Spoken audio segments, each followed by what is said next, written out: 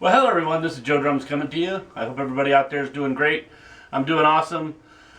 I'm staying healthy, watching, making sure I put the mask on. I hope you guys are too. I wanted to talk to you guys today. I had saw a video just recently of an old video, and I'm going to show it to you here in just a little bit. But it made me thinking about traditional grip and match grip. And those are the two main grips that a lot of guys are using right now on the drum set. There may be others, but the main two are match grip, which is holding them like this, and then the traditional grip. If you're right-handed, your left hand holds the stick like this.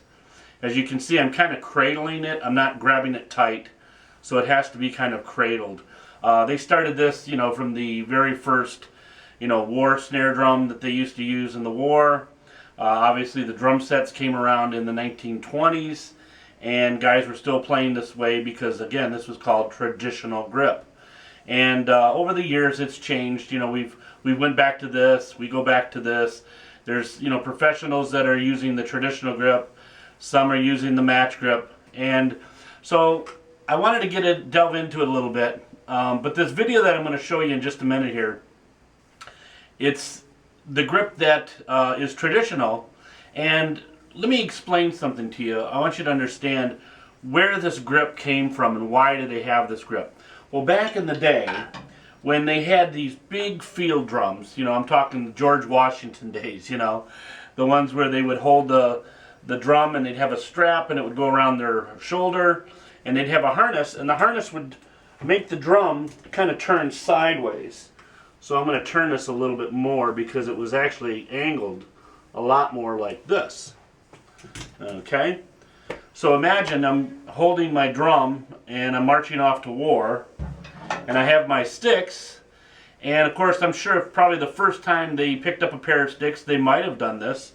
They might have went, this is really hard because I'm marching miles on end holding this drum and my arm's way up in the air like this. This is not comfortable. So they developed that traditional grip. And again, how it starts off is you kind of like you're shaking somebody's hand with your left hand. If you guys are left-handed, then you would want to do it with your right. But because I'm right-handed, I'm doing it with my left. So you would put this in your left hand like this, like you're shaking somebody's hand.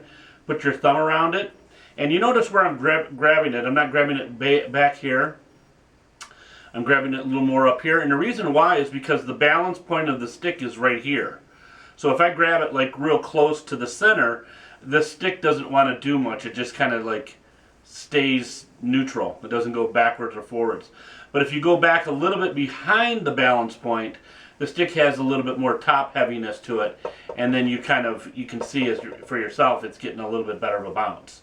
Now, of course, I've seen students that have come into my drum room here and picked up a pair of sticks and they started holding them both like this, thinking that that's the way you play things, or playing the snare drum at least. But that's not the way. As you can see, there's no reason for both. The reason why, again, was because the snare drum was angled sideways, so you only needed the one stick to do this while the other one was here.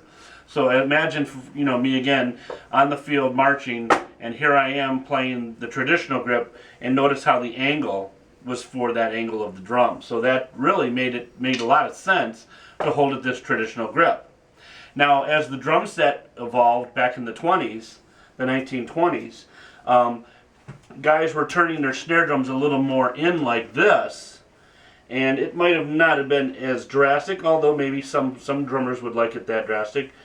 But they would have it like that, and one of the guys was Buddy Rich. Buddy Rich used to play traditionally, and the snare drum would angle in like this.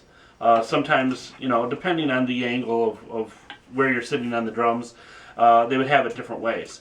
And of course their tom would be angled this way, so then you could see he could play it a little more easier like that. So again, that's where the drum set traditional grip came from, was again the snare drum, they were still tilting it sideways. And it had that, you know, nice little curve there so you could play the traditional grip and have, you know, ease of use of the grip. Okay? Now, every day, when I first started taking drum lessons, my teacher had wanted me to learn the traditional grip. And I did, and I learned it. It wasn't my cup of tea. I have no problem against it. I think it's something that everybody should know. I think it's so important that you need to know the traditional grip and you need to know the match grip. It's just like having a tool in your tool belt or a tool chest that has different tools for the job. And when I play drums, if I'm playing something jazzy or something light, I might switch to the traditional grip. And if I'm playing something rock, I might go back to the match grip. You know, even Neil Peart, you know, for many years played match grip, but his heroes were the jazz guys, you know, Buddy Rich, and he saw how they used this. And he actually asked Steve Smith about this, and Steve Smith gave him some pointers, and then he started taking drum lessons from Fred Gruber. And again, Fred Gruber was a master of the traditional grip as well. So again, he would play and show Neil things and different coordination exercises and different exercises to get this traditional grip into motion. Okay, we could get into a whole nother video and I could spend hours talking about just the grip alone, but I thought it was interesting that, you know, I use kind of both, and some guys are either one or the other, and that's all they do, and that's fine. There's nothing wrong with that. It's what's comfortable for you. Okay, you have to remember it's got to be comfortable for what you're doing and the style of music that you're playing. Okay, so with that said, I'm going to show you this video, and what it is I found an old, it was an I Love Lucy episode with Little Ricky, and this is what spawned this idea of talking about match grip and traditional.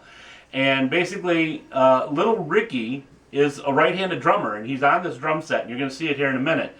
But for some reason, I've never seen this before in my life, he's actually playing traditional grip like this with the right hand, and with the right hand like the traditional grip, and match grip with the left hand.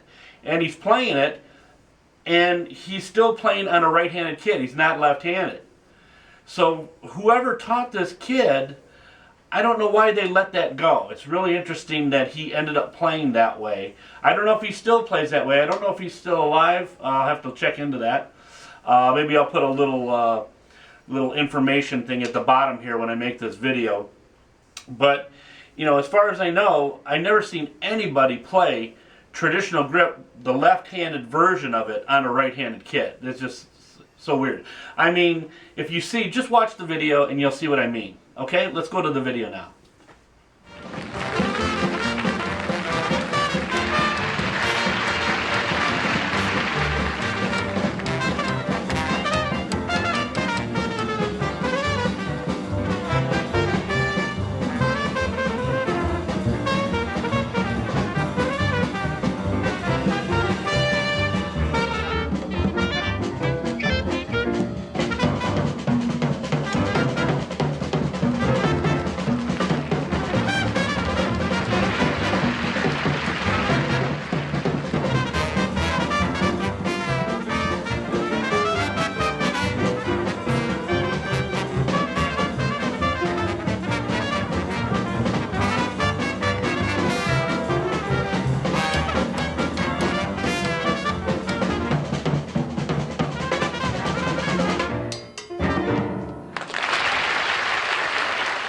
So what do you guys think of that? Isn't that crazy? I mean, can you imagine? I've never seen anybody play a ride cymbal on the right side of the kit, playing it traditional like this and having your arm cocked like that.